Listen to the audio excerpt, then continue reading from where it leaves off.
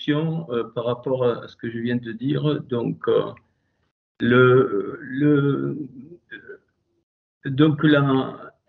rappelez-vous, dans les lamentations, il y a 5 inversions entre le Aïn et le P.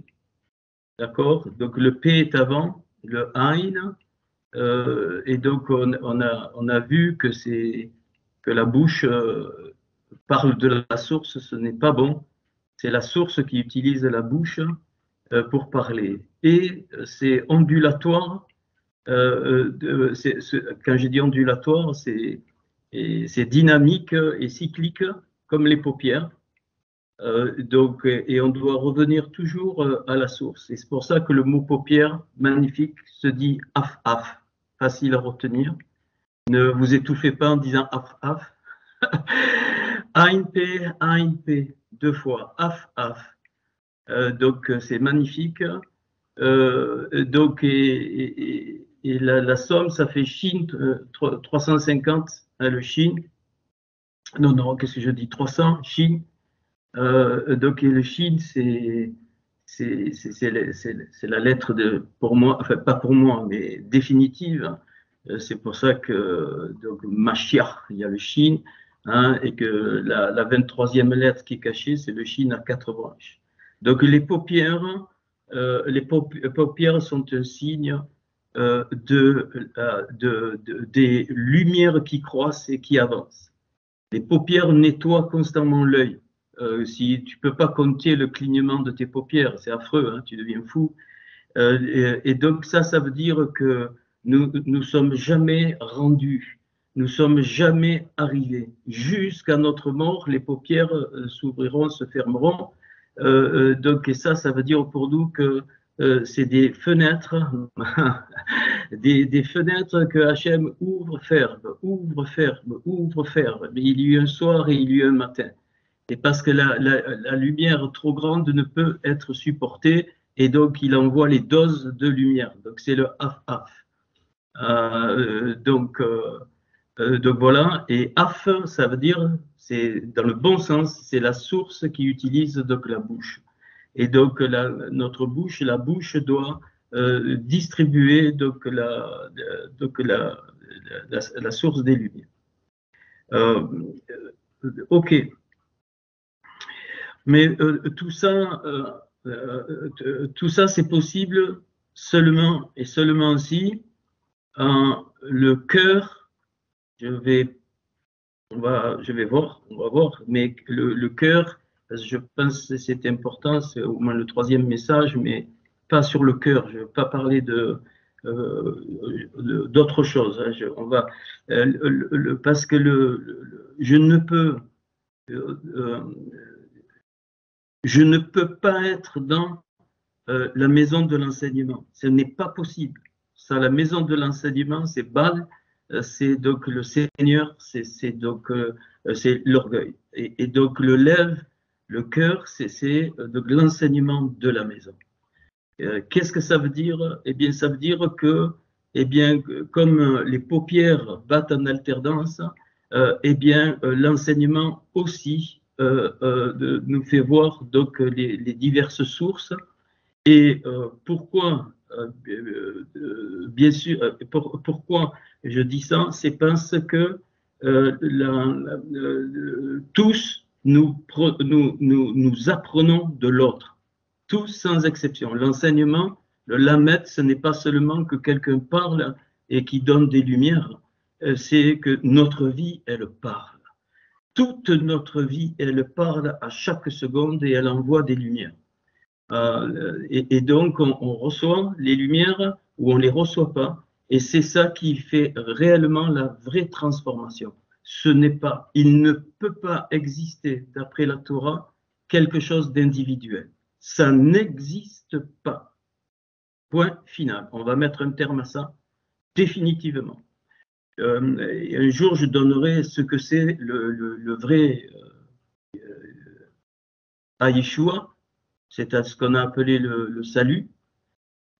Donc, je suis j'ai transféré sur mon ordi à la main, donc le Jean 3, et puis je vous montrerai, et ça va être comparé à autre chose. Donc, c'est en hébreu, je vais voir les choses qui, évidemment, quand Jean nous rapporte que Nicodème,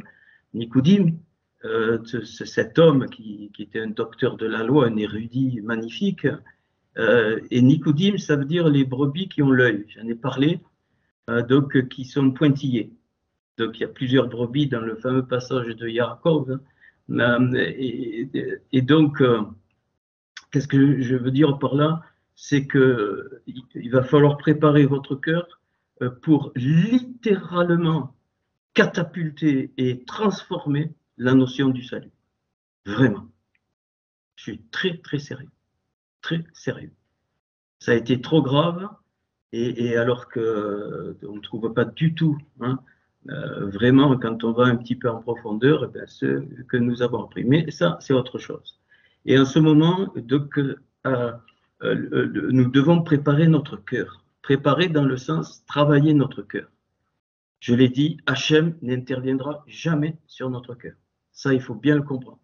C'est pour ça que la Torah commence donc par le Bet, hein, on l'a déjà dit, donc elle finit par le Lamed d'Israël, donc Bereshit, elle finit par le Lamed d'Israël, ça donne Bal, mais en le lisant à l'envers, c'est-à-dire que la Torah se lit avec le cœur. Donc si je n'ai pas le cœur, je ne peux pas. Bien sûr, je peux apprendre la Torah, je peux lire la Torah comme on le fait même en français, donc c'est valable donc aussi, mais c'est pas la lumière que Hachem veut nous faire comprendre. Il faut inverser les choses, enfin inverser, il faut d'une autre façon, et donc c'est le cœur. Lève, c'est 32. Et 32, c'est les Lamentations, on y reviendra, je n'ai pas oublié, ne vous inquiétez pas, c'est le 32e livre, c'est le livre du cœur. Les Lamentations sont donc le livre du cœur. Et donc on a parlé des 5 chambres, à peu près, j'ai fait donc du cœur une synthèse, et donc qui révèle les visages donc, de Hachem. Il y a quelque chose de plus fort, c'est que nous retrouvons donc dans les 5, dans le Chumash, donc c'est-à-dire les 5 livres, eh bien, nous retrouvons la structure des chambres du cœur, de la Genèse jusqu'au Deutéronome, je préfère dire du Bereshit jusqu'à Devarim. Donc, je vais nommer.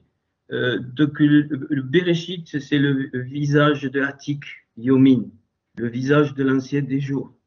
Les Shemot, l'Exode, c'est le visage de Av, du Père.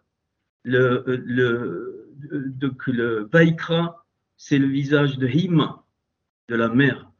Ce qu'on a traduit comme des débiles, des Midar, c'est-à-dire de la parole, de ce qui sort de la parole ou du désert, dans le désert, c'est le visage de Ben, du Fils.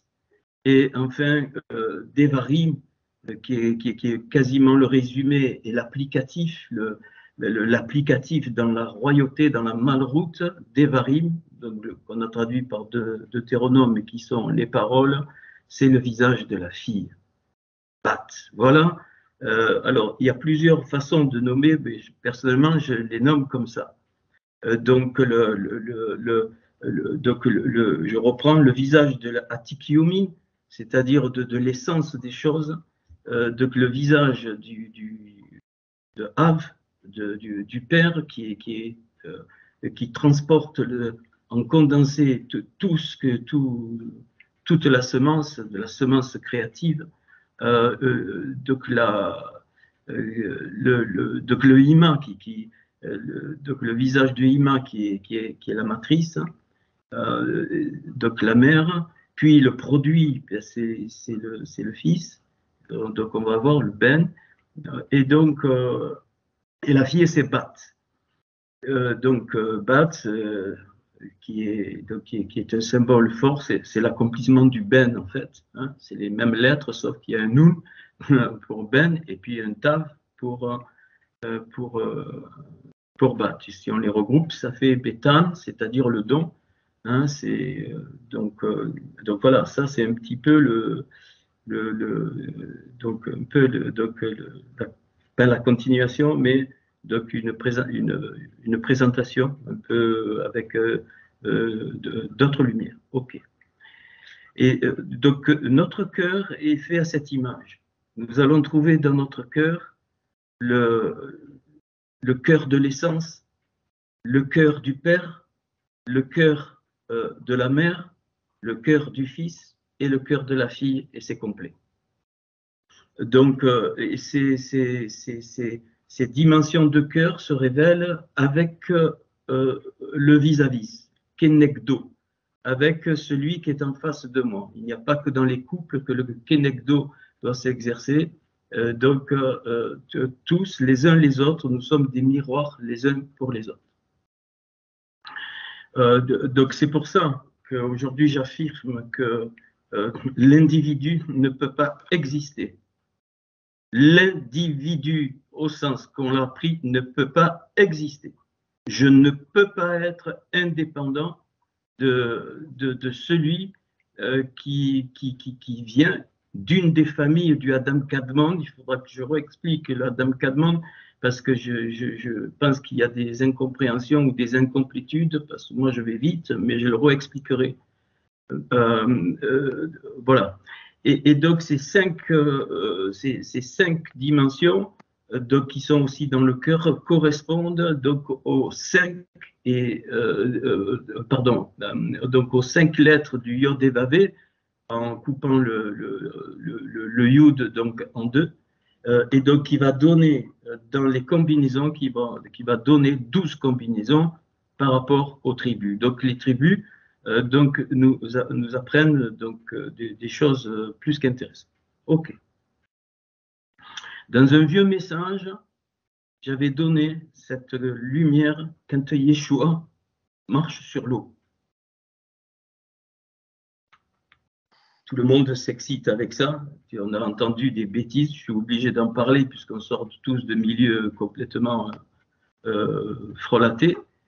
Et j'avais montré que quand Yeshua marche sur l'eau, donc il s'appuie sur toutes les lettres qui ont des anomalies. Dans la Torah, il y en a 50. Je ne me souviens plus si c'est dans tout le Tanakh, pardon. Donc, il y en a, excusez-moi, c'est dans tout le Tanakh. Il y en a 24 petites, je crois, et 26 grandes, ou le contraire, c'est pas important. Et donc, quand Pierre entend comme, enfin Pierre de Chiméon, c'est celui qui entend, hein, Chiméon, celui qui entend, eh bien, il veut faire pareil, bien sûr. Il comprend, ça marche, et puis ça, c'est l'histoire, hein, et puis donc il s'enfonce. Eh bien, parce qu'il n'a pas Yeshua, il lui dit, c'est comme les 153 poissons, il lui dit qu'il n'y a pas les bonnes bases de l'eau de la Torah, donc tu t'enfonces. Donc il faut, ça nous apprend, vous allez voir, des choses par rapport au cœur. Chiméon était quelqu'un d'entier, hein, il était authentique, Chiméon, authentique. C'était un homme authentique, même s'il a renié le Seigneur, c'est pas grave. C'était pas, voilà. Hachem, il préfère donc un cœur authentique, quelqu'un d'authentique avec tous ses défauts. C'est pour ça que je suis étonné encore qu'il y a, avec tout ce que je dis, des fois je dis, c'est pas pris au sérieux. Pourtant, je montre les choses, et donc je pense que depuis la rencontre, il faut arrêter ça. Hein, il faut vraiment arrêter ça. Voilà. Donc, on n'a pas à être digne de quoi que ce soit. Ça, c'est des conneries. Personne n'est digne de Hachem. Personne. Je vais le hurler. Parce que ça, c'est un gros problème dans beaucoup de vous. Si je viens, si je fais ci, si je fais là. Non, non, non. Personne mérite quoi que ce soit. Rien. Voilà. C'est toute la construction de Hachem. C'est lui qui a décidé ce que nous sommes. C'est lui qui a mis la graine, point final, et rien ne changera. Tu peux faire ce que tu veux, rien ne changera. Ça, c'est un petit peu l'introduction. Maintenant, donc, la Torah contient le condensé de ces anomalies, et donc la Torah présente donc 13 grandes lettres, et 6 petites lettres. Donc ça fait 19. Et on verra dans le livre des Lamentations, je vous l'ai déjà dit, pas les symboles, les clés de la réparation par les 19 femmes des patriarches. C'est pas pour rien hein, qu'il y a 13 grandes lettres et 6 petites lettres. Aujourd'hui, et c'est quoi donc la réparation avec ces 19 femmes, c'est toujours et fondamentalement la réparation du cœur. Et c'est nous qui réparons notre cœur. C'est pas Hachem qui le fait. Voilà. Donc, je l'ai dit, ce que j'ai trouvé, hein, c'est qu'aujourd'hui, l'âme est dans le corps, mais quand tout sera roulé, hein, il nous est dit que le ciel et la terre seront même roulés. C'est un symbole, évidemment, c'est-à-dire ils seront roulés par les rouleaux de la Torah, c'est le même mot, c'est le manteau d'Élie. Et bien, cette fois, Paul nous le fait comprendre dans Corinthiens 15, quand il parle que le corps sera glorieux, c'est-à-dire ça sera le corps qui va habiter dans l'âme. Plus l'âme dans le corps, mais le corps dans l'âme, ça c'est comme un repli, et quand il y aura donc le final, donc le final pour l'homme en tout cas, eh bien les deux seront un. L'âme et le corps seront un, c'est-à-dire que la peau, or, qui représente le corps, le symbole deviendra or avec le aleph, c'est-à-dire la lumière. Donc ça c'est quelque chose... c'est des dimensions, il ne faut pas dire mais à quoi ça sert. Non, non, non, non. Ces dimensions-là te permettent de relativiser bien des choses, bien des caprices, bien des plaintes qui ne tiennent pas. C'est de la poussière, c'est normal. Ça, c'est le rôle des mauvaises énergies de faire voir une bricole comme une montagne. Hein. Bien sûr que tous, nous réagissons pas de la même façon face à des problèmes parce qu'on a tous une histoire. Mais et ces dimensions-là, eh bien, sont magnifiques parce qu'elles nous font, moi j'appelle ça monter, et en montant, ben, tu vois d'une autre façon. C'est obligatoire. Ok. Donc nous devons travailler le cœur. Et notre cœur se révèle, il ne peut se révéler tout seul. Il faut arrêter, je vous demande d'arrêter ça. Hachem me montre, Hachem va me montrer, Hachem va faire aussi, rien du tout. C'est clair, la Torah est claire là-dessus. Le cœur t'appartient.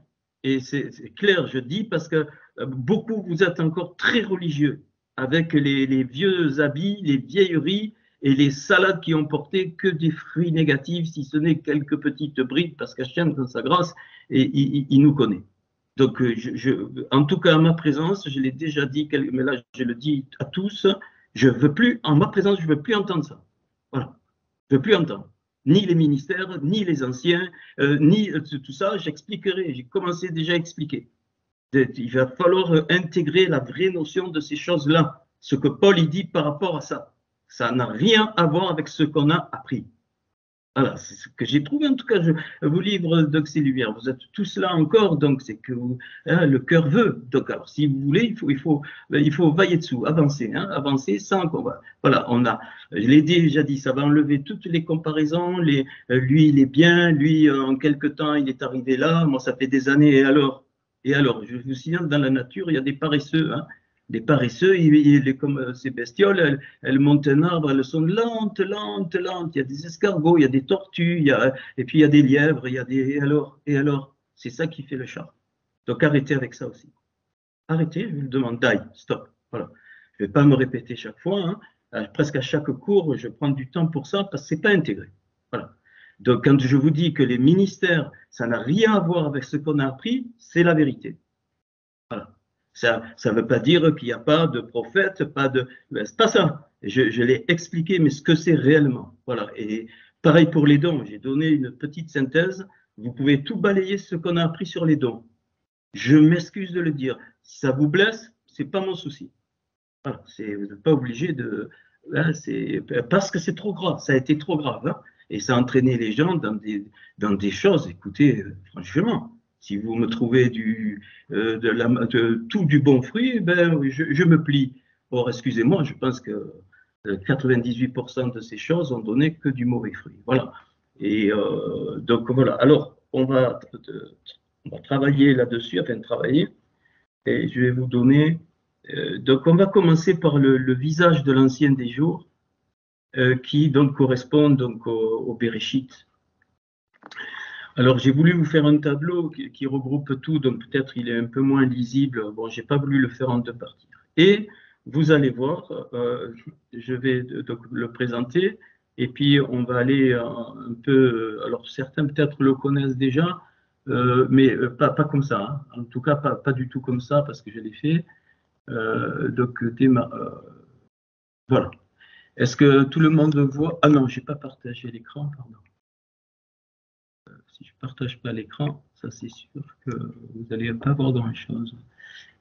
Ceux qui l'ont reçu, c'est bien de l'imprimer, démarrer le partage, voilà. C'est bon, ok, c'est tout bon, vous voyez mon écran, ça marche, on y va. Ok, ok. Alors, j'ai mis exactement dans l'ordre de la Torah. Eh bien, donc c'est quoi? C'est 19 lettres qui sont des anomalies, entre guillemets. Donc, il y a donc la première anomalie, c'est la première lettre de la Torah avec le bet qui s'accroche dans Bereshit, ici, d'accord? Puis, alors, il y a 13, donc 13 grandes lettres, donc comme les tribus, on va le voir. Donc, l'autre grande lettre, eh bien, c'est le P. Donc, je vous ai mis où elle s'accroche, vous voyez, dans Genèse ou Bereshit, ici. Le Zain, le même sophite, je parle des grandes là. Hein. Nun, le Resh, le Vav. Alors, le Vav est au centre des grandes lettres. Et donc, le Vav ici, vous voyez, donc vous avez au-dessus 6 grandes lettres et au-dessous 6 grandes lettres qui sont en rouge colorié jaune. Hein, c'est pour que vous ayez donc une base. Et puis c'est propre, et donc vous pouvez, voilà, vous le sortez, et puis vous regardez, et vous pouvez donc après aller plus loin dans des trucs, dans des détails. Donc le Gimel, le Yud, le Hain, Dalet, Lamed, He. Ok. Donc si très vite comme ça. Donc, donc je peux traduire Béphase, c'est-à-dire avec l'or raffiné. Donc Ménour, de la lumière, avec l'or raffiné de la lumière. Donc Vegei Had, c'est-à-dire et avec, alors on répète, avec l'or raffiné de la lumière et la vallée de l'éternité pour elle. Had, Léa. Donc pour moi, c'est comme un poème, hein, avec l'or raffiné de la lumière, donc c'est la Torah, évidemment, l'or raffiné, c'est la lumière de la Torah, c'est les révélations de la Torah, Vegaï, et la vallée de l'éternité pour elle. C'est résumé, hein, c'est le devenir. Il n'y a que l'or raffiné de la Torah qui peut amener elle, c'est qui? C'est le peuple, il est féminin. Hein, donc Léa représente, ça veut dire pour elle. Léa, Ad, c'est donc l'éternité, donc nous amener dans l'éternité, c'est-à-dire le définitif. Mais le définitif ne veut pas dire fini. Hein, non, on va, j'en sais rien si c'est à l'éternité, mais on va monter, monter, monter, monter, et on ne saura même plus comment on est. C'est ça, hein, donc le verger, le pardès, qu'on a traduit par paradis, eh bien c'est les 4 initiales des 4 niveaux de révélation de la Torah, donc on le sait, le pshat, le remez, le drash et le sod. Et bon, personnellement, ben, j'ai été conduit à travailler dans le sod, alors pas comme un juif, hein, mais bon, ben voilà, suffisamment pour arriver donc à des choses. Ok. Puis il y a les 6 petites lettres, donc ici le He, le Kaf, le Kof, ici le Aleph, le même, donc, et le Yud. Maintenant, si je regarde un petit peu, eh bien je m'aperçois que chaque lettre correspond à quelque chose de fondamental par rapport aux tribus. Le Bet du Bereshit ici, c'est Binyamin, Benjamin. Le P, sophite final, c'est Yosef. Le Zain ici, c'est Zebulun, Zabulon. Le même final ici, c'est Ephraïm. Le Nun ici, je le nomme, hein, comme ça, c'est mis, mais ça vous aide. Naphtali, Naphtali ou Naphtalia. Le Resh ici, Réhouven. Le Vav ici, centré. Donc, c'est Lévi. C'est pour ça que je l'ai centré, parce que Lévi, le Vav ici, il est central des grandes lettres. Et Lévi, c'est celui qui attache. Donc, il attache les 6 tribus d'en haut avec les 6 tribus d'en bas. Et le Vav s'accroche dans Garon, qui est le ventre, où il y a une malédiction de Hachem qui dit que tous les rampants sur le ventre, ils sont pas bons donc à consommer. Donc, et les rampants sur le ventre, je le dis déjà, c'est le ventre, il n'est pas fait pour se faire des indigestions. Je vais le dire tout à l'heure. Hachem a créé le ventre pour enfanter. Je parle d'un point de vue spirituel, hein, parce que les hommes, nous, mais le signe, c'est chez la femme. Et donc, et bien sûr qu'on doit manger, mais ce n'est pas l'essentiel. Donc ça encore, on a transformé. Hein, donc, et le Garon, donc là, quand il condamne, eh bien, on est des gloutons même de la Torah. Tu deviens glouton de la Torah, même avec des belles lumières, parce que si elle n'est pas mise en pratique, tu deviens un obèse, donc ton ventre il augmente. Or, Hachem, il veut que nous soyons enceintes et il veut que nous soyons la montagne, mais pas donc pas remplir le ventre d'informations, de belles choses. Non. Donc, il veut qu'on soit enceinte, c'est-à-dire qu'il y ait donc donc un enfantement, qu'il y ait une gestation. C'est pour ça que les femmes, quand elles sont enceintes, elles sont heureuses. Pourquoi? C'est un signe pour nous, pour tout le monde. C'est parce que quand il y a une gestation, bien sûr, au début, c'est difficile, c'est une très belle image, donc il y a des choses difficiles. Mais quand c'est parti, eh bien, il y a la femme a un tel plaisir qu'elle va enfanter, qu'une vie va sortir, c'est-à-dire une prolongation d'elle-même, de sa famille, avec son mari, ainsi de suite. Et là, c'est pareil. Et ça ne peut être produit que par la Torah vivante. La Torah révélée, c'est bien. La Torah avec les lumières, c'est bien. Avec les secrets, c'est bien. Mais si je mets dans un placard, c'est nul. Valait mieux pas connaître. Donc, c'est-à-dire que la Torah devient, eh bien, elle est en train de faire une gestation d'une vie qui va sortir, enfin pour la femme, ou des vies qui vont sortir. Puis la tribu de Gad, la tribu de Yehuda, la tribu de Shimon, la tribu de Dan, puis le Lamed, lui, donc il n'y a rien. Donc il n'y a rien pour le Lamed parce que c'est un pour. Et ce Lamed-là, il va nous intéresser tout à l'heure à la fin. Donc je vous ai mis où ça intervient, dans quel donc, verset. Le et, eh bien, vous savez, tout le monde, personne parle de Dina, parce que c'est une fille de Léa, hein, de Dina. On parle, 12 tribus, même tout le monde croit que. Non. Dina, elle est cachée, mais elle est importante. Et elle s'accroche, pour moi, Dina, elle s'accroche dans le et de Deutéronome qu'on était en train d'étudier et qu'on finira. Et c'est le seul endroit, ce et, où un mot n'a qu'une lettre. C'est le seul endroit de tout le Tanakh, il n'y a qu'une lettre, il est là.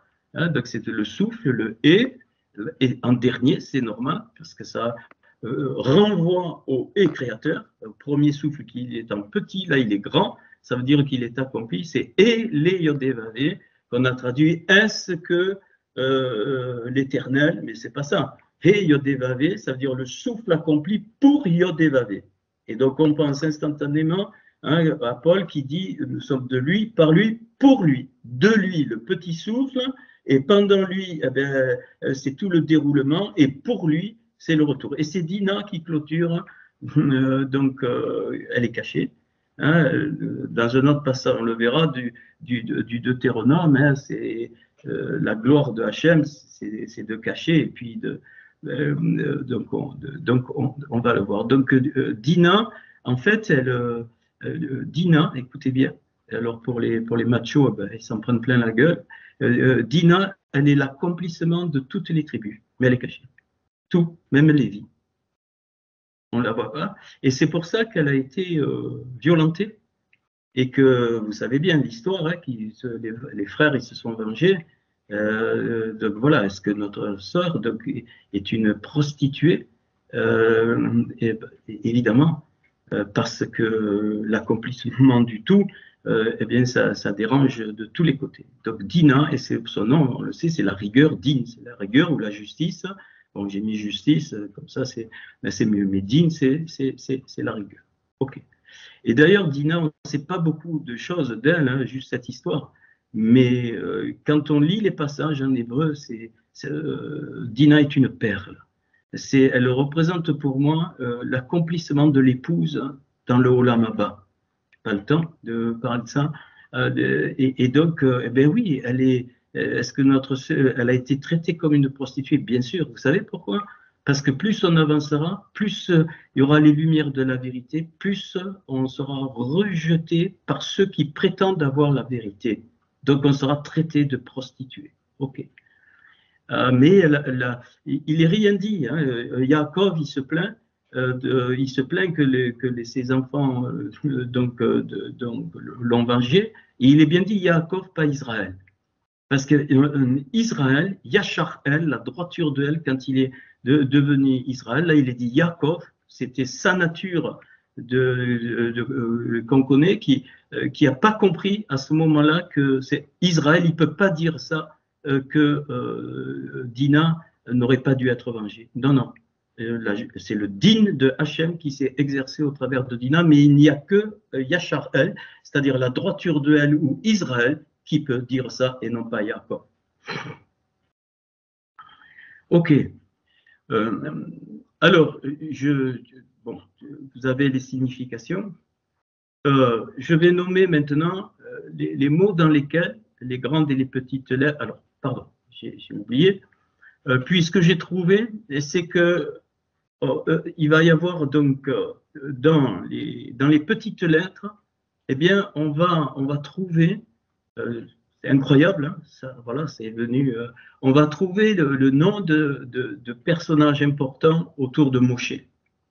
Donc, le petit ici, c'est Our, hein, donc rappelez-vous, donc Aaron et Hur, quand ils soutiennent les mains de Moshe. Donc Our, et donc Our, ça veut dire c'est un trou, une caverne. Hein, donc mais c'est aussi donc c'est un tissu qui est tissé, mais qui a l'apparence de blancheur. Et c'est à peu près si je remplace le et par Aleph, c'est or.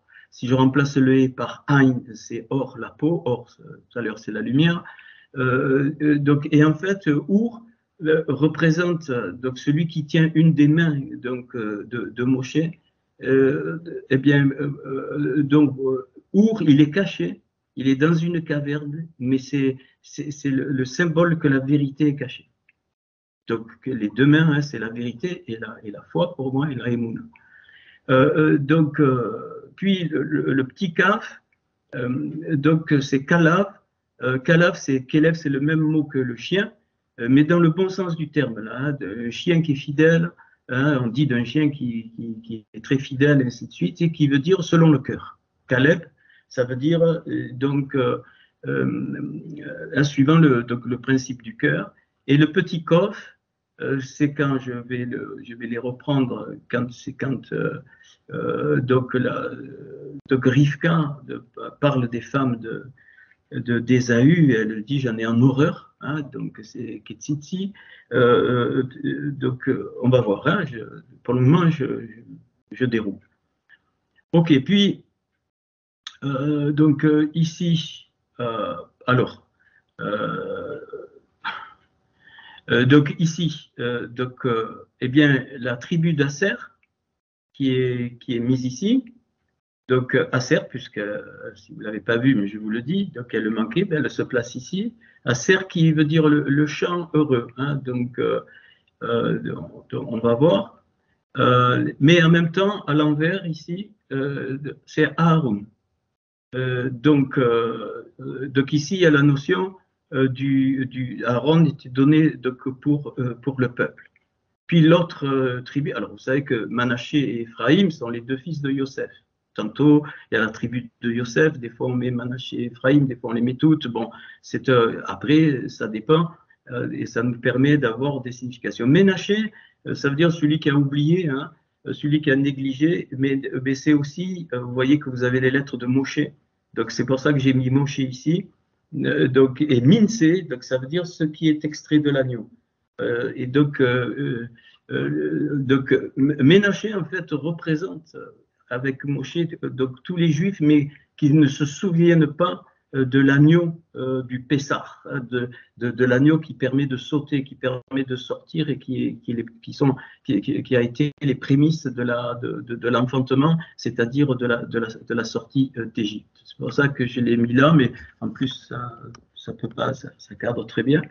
Alors regardez, pourquoi j'ai mis Lévi avec la lettre centrale et Chiméon? Pourquoi? Parce qu'il est dit que Lévi et Chiméon sont frères dans les bénédictions, et donc forcément, voilà, c'est les deux seuls qui s'accrochent avec la lettre centrale. Dan, qui est là, attendez, je suis pas là. Issachar, eh bien c'est la fin, Issachar, c'est la récompense. La récompense, et c'est quoi? Regardez de l'autre côté, ici, donc Issachar, Yehoshua. Yehoshua, on a traduit Josué, hein, et donc vous avez les personnages importants. Donc vous avez Moshe, Aaron, et puis la continuation par Josué. Vous avez donc, alors j'en ai oublié un, excusez-moi, donc Caleb et Josué qui sont allés explorer et qui ont retourné les ingrédients de la Hémouna. Hein, et puis vous avez Moshe et Aaron, Hur et Aaron qui tenaient les mains de Moshe. Et Moshe va être opposé par quelqu'un d'important il y a eu même des psaumes de Corée, et c'est Korah, ce qu'on appelait la révolte de Corée. On a entendu des choses là-dessus. On va peut-être donner une autre Korah. Celui qui a fomenté avec Nadab et Abihu, hein, ils ont voulu, puis on sait, donc, avec Abiram, pardon. Et donc la terre s'est ouverte, ils ont été engloutis. Donc on a appelé ça donc, la révolte de Corée. Mais c'est un personnage important parce que c'est le seul qui s'est opposé de front à Moshe. Et pour moi, Korah représente le principe négatif qui aura lieu lors de la dernière confrontation entre le Mashiach et donc les puissances négatives, c'est-à-dire les nations, les rois, qui lutteront, on le sait, suivant donc l'Apocalypse. Incroyable. Donc ces grandes lettres et ces petites lettres, je ne peux pas les sortir du principe des tribus, c'est pas possible, vous l'avez sous les yeux, et donc de ce qui s'est passé dans l'Exode avec Moshe et les personnages donc importants. Je vais dérouler les mots, mais après on va aller un peu dans l'explication. Alors je vais essayer de pas trop m'attarder. Alors où je l'ai fait un par un, c'est pas un souci. Donc le bête s'accroche. Bereshit, quelque chose de très particulier. Je vous montre juste une bribe. Pourquoi il ne veut pas? Voilà.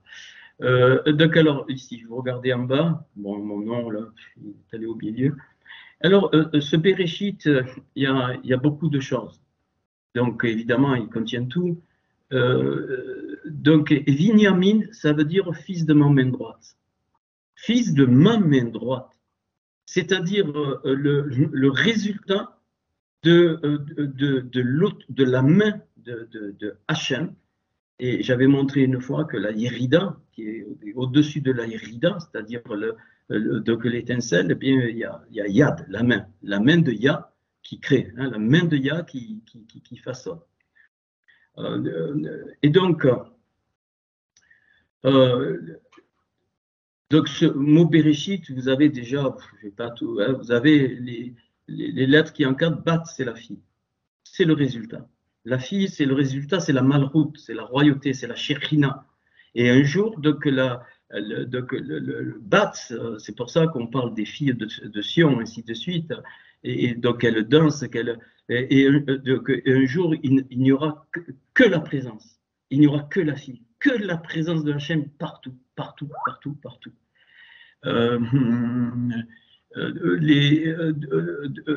Donc, c'est aussi la maison, Bet Yud et Tav, ici, donc la maison. C'est aussi le chant, Shin, Yud et Resh, le Shir.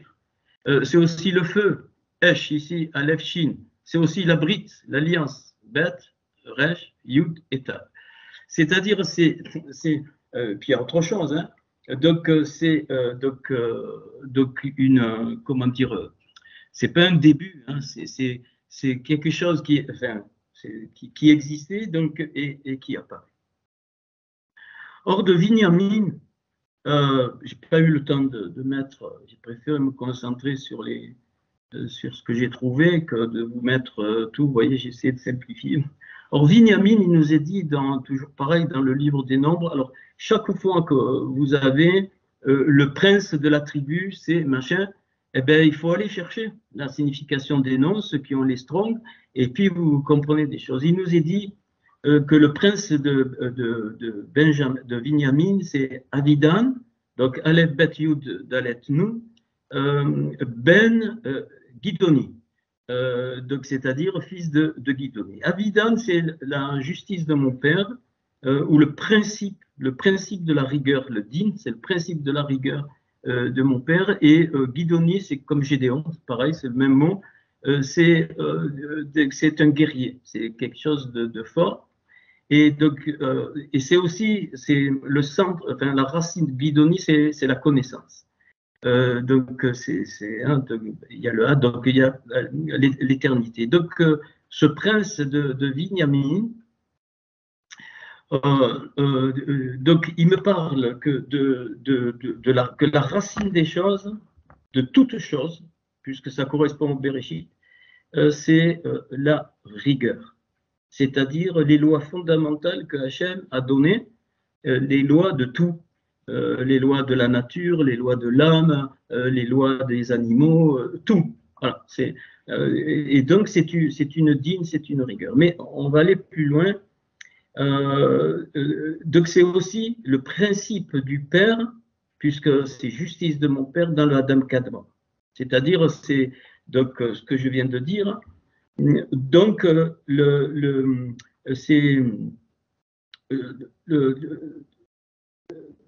c'est quelque chose que je dois respecter. Hein, c'est clair. Donc, c'est pour ça que, eh bien, à très bas niveau, dans la déferlante des horreurs qui existent sur notre terre, eh bien, ça dégénère, parce que ces lois-là ne sont pas respectées. Et j'ose dire que c'est la lumière des hauteurs.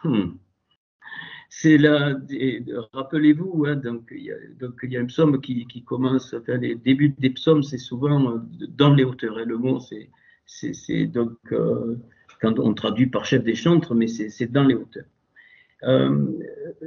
Mais ce Binyamin, il était d'abord Ben Honi, c'est-à-dire fils de ma douleur. Qu'est-ce que ça veut dire? Ça veut dire qu'il y a eu une matrice qui a enfanté. Rachel est morte en enfantant, et elle lui dit Ben Honi, c'est fils de ma douleur. Et donc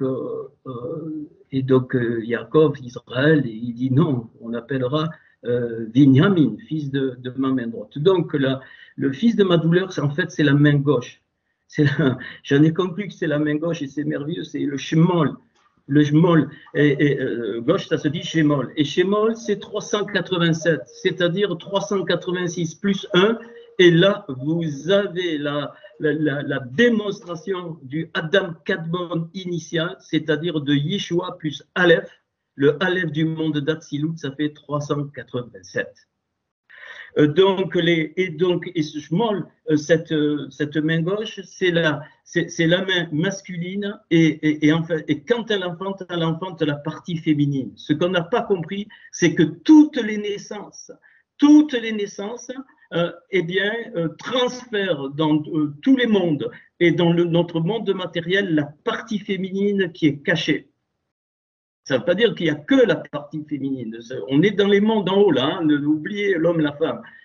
Et c'est pour ça que la Torah, très souvent, elle met en avant donc le masculin dans tout, et plus la femme est cachée. Mais pourquoi? Parce que tout se passe dans le monde féminin. Notre monde, il est féminin, c'est la malroute, donc il est féminin. Et donc elle donne naissance,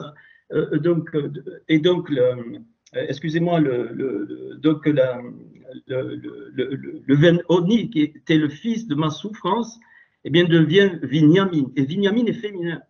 Le fils de ma main droite, il est donc féminin. Donc là, en fait, la partie féminine, on n'a pas compris ça, c'est une rigueur. C'est pas du tout une douceur. La partie féminine est une rigueur. Et c'est une rigueur de la création. C'est pour ça qu'elle est reliée, j'ai trouvé ça avec la Emouna. La Emouna est une rigueur. Hein, donc voilà, alors je vais continuer. Donc l'enfantement, alors on redescend pour avoir une belle image, l'enfantement se fait par la souffrance de l'accouchement. Toute gestation est un chant de bonheur, je l'ai dit tout à l'heure, car la vie va venir. Mais Rachel meurt pour enfanter la partie droite. Sinon, la partie droite ne pouvait pas sortir, c'est le pendant, c'est comme un jumelage. Sans quoi, on n'aurait pas de bâtisseur. C'est pour ça que c'est Banim, c'est des bâtisseurs. Un bâtisseur est donc le pendant de la partie féminine cachée, parce que c'est la rigueur. Là, il faut une grande rigueur. Dans le ventre de la femme, les lois sont rigoureuses, absolument rigoureuses. Pas un seul iota ne peut bouger dans le temps, dans l'espace. Tout se forme quand la grossesse se passe bien. Hein, évidemment, c'est d'une rigueur incroyable. Et quand l'enfant il sort, bien sûr, il sort. Hein, donc c'est la naissance. Et ça, on n'a pas compris. On croit que c'est l'homme qui. Non. L'homme, il transporte la recette, la bonté. Mais on va voir, vous allez voir. Donc c'est un bâtisseur, et l'extraction de la rigueur féminine va donner quoi? Le givor, l'homme. Le givor, l'homme fort, c'est-à-dire l'être humain fort, qu'on appelle un guerrier. Et donc, qu'est-ce que je conclus? Le masculin qui est la récède, et donc qui se fait dans la rochma, c'est-à-dire dans la sagesse, voit dans le féminin la rigueur. Et le féminin lui renvoie sa nature, c'est-à-dire la rigueur. D'où l'importance du vis-à-vis, d'où l'importance que notre cœur, je ne peux le transformer que parce qu'il y a un prochain en face de moi. Impossible autrement. Tu deviens narcissique, égo, tout ce que tu veux, mais c'est impossible. Et nous avons donc une clé dans Binyamin. Ici, c'est le principe de la création, Binyamin. En tout cas, c'est ce que j'ai trouvé. Et le féminin, donc il y a le givor, le féminin qui a le givor, mais qui va exprimer le recette. La femme, elle a la grâce, on dit ainsi de suite, mais en fait, à l'intérieur, c'est le givor, voit dans le masculin quoi? La bonté. Et le masculin lui renvoie sa nature, c'est-à-dire la bonté, c'est-à-dire la grâce. Et donc ça, c'est les principes que j'ai trouvés. Et ça, on l'applique maintenant à la création. Et qu'est-ce qu'on trouve? On trouve que le givor et le recette qui a été inventé, ça va être dans la proportion, donc 1/3, 2/3, mais c'est pas ça qui est important. Évidemment, 1/3, c'est la semence, et les 2/3, c'est la bina, c'est le développement, c'est la somme, ça fait 216 et 72, soit 288, c'est 2 fois 12 au carré, 2 fois 144, 2 fois 144, c'est pour ça qu'il y a 144 000 dans le livre de l'Apocalypse. C'est quoi? c'est la révélation d'Israël et des Goïm. Israël est la partie masculine et les Goïm, les nations, sont la partie féminine. Et les nations renvoient à Israël eh bien, sa nature de rigueur. Et Israël renvoie, qui est classifié comme la bonté, renvoie aux Goïm eh bien, sa nature de grâce. C'est exactement la pupille et l'iris. Voilà ce que m'apprend donc Lydia. Alors, les mots Avidan, Guidoni, hein, je l'ai dit, donc le prince de cette tribu, eh bien tout, hein, quasiment partout, dans tous les mots, c'est 67, et c'est les mêmes lettres que Bina. Donc cette tribu et donc comment dire, elle représente ce qui s'est passé à la création, pas la création de notre monde, bien avant. Le Bereshit, c'est bien avant, dans la création de tous les principes. Et donc là, et le cœur va être créé comme ça. C'est pour ça qu'on a donc deux cœurs, en fait, enfin deux demi-cœurs, peu importe. Même lui-même, c'est un miroir, il se renvoie, ça ne pourrait pas fonctionner. Il faut comprendre cette dimension qui est fondamentale, mais alors fondamentale. Donc tout est construit comme ça, mais y compris notre cœur. Donc, si tu penses que en faisant des choses, tu vas régler ton cœur, c'est faux. C'est faux, absolument faux. Faux et faux. Il te faut un vis-à-vis. Sinon, tu retournes dans quoi? Dans le tohu. Le tohu, c'est le désordre, c'est un monde d'égocentrisme. J'ai trouvé aussi ça.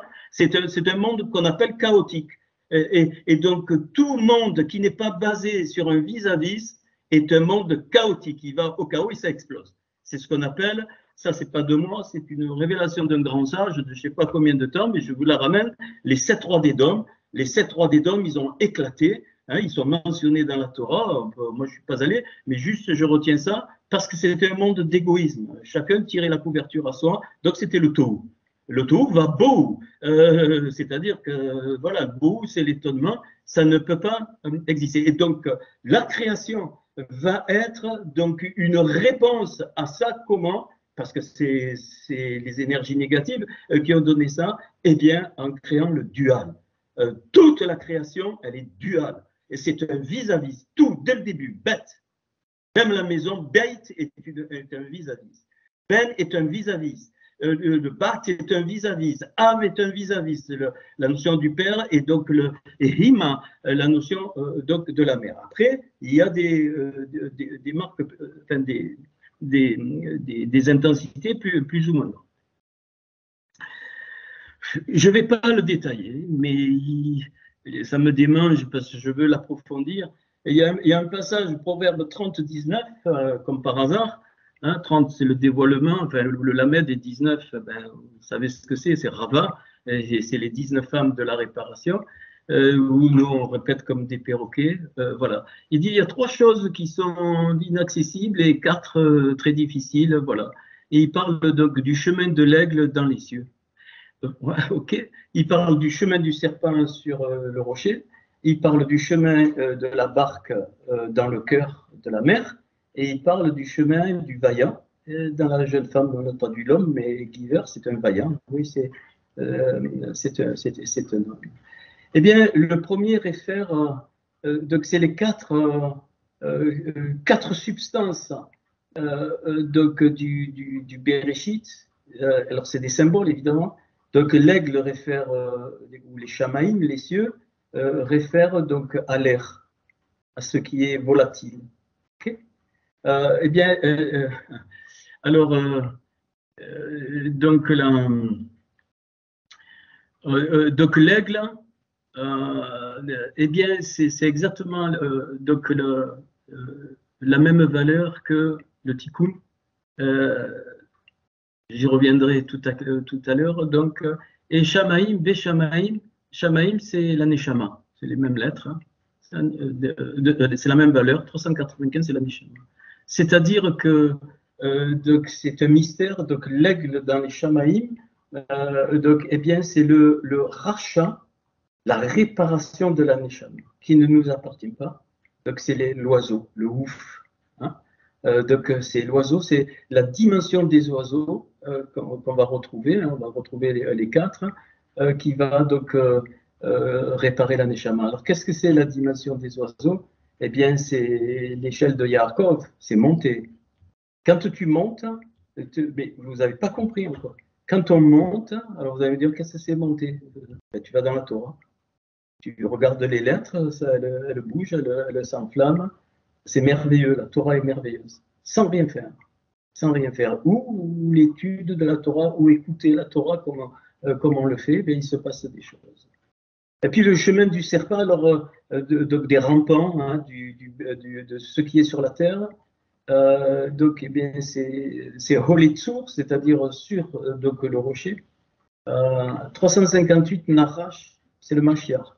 C'est le principe du Mashiach dans quoi?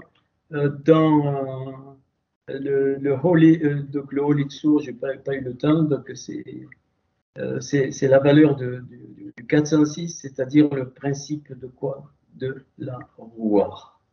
Donc, ce qui est dit là, c'est que sur la terre, et le mot tsur, 296, c'est exactement la même valeur que Haaretz. Haaretz, ça fait 291, avec l'article devant, ça fait 296. Donc, on a les cieux et la terre. Et puis, alors, il nous est parlé du chemin de la barque, le mot Ani. Vous avez préparé une feuille de figue, mais je l'ai perdue, c'est pas grave.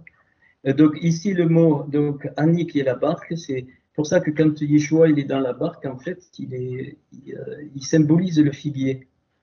Et le figuier, c'est l'arbre de la connaissance du bien et du mal. Pourquoi? Regardez une feuille de figuier, elle est exactement à la forme de la main. Hein, il y a comme un pouce, un index, un majeur, un annulaire et un auriculaire. Regardez, 5. Toutes les feuilles de figuier ont 5, on dirait une main. Ben oui, parce que Téna, c'est exactement la barque. Il y a une table devant. Et donc, et vous savez, là, c'est dans la mer Yam. Hein, c'est donc la barque qui est dans le cœur donc, de la mer. Et donc, ça symbolise quoi? La main symbolise ce qui a été pris par l'homme. Donc, le figuier, la feuille de figue, le henna, ils s'en sont fait des ceintures et qui a été transformé. Donc, c'est la fausse connaissance qui s'est répandue dans quoi? Dans la mer, c'est-à-dire dans les nations. Le chemin de la barque dans le cœur de la mer. Pour moi, c'est ça, c'est une de lumière. Je ne dis pas que c'est que ça. Et enfin, le chemin du vaillant donc dans la jeune femme, eh bien là, c'est le feu. Donc, on a l'air, on a l'eau, on a les cieux, l'air, et puis on a eu la terre, puis on a eu donc l'eau avec la mer, et maintenant, donc c'est le feu. Et quand vous savez, donc le chemin du vaillant dans la femme, ben tu n'as qu'à mettre les lettres à l'intérieur, tu verras ce que tu obtiens. Tu vas obtenir B égale donc Mora, c'est-à-dire tu vas obtenir ce chemin, c'est quoi? B égale, c'est un cercle égal ou un veau, une génisse, mais c'est plus donc un cercle donc de la morale. Et donc là, nous on a traduit la trace de l'homme chez la femme, mais en fait c'est quoi?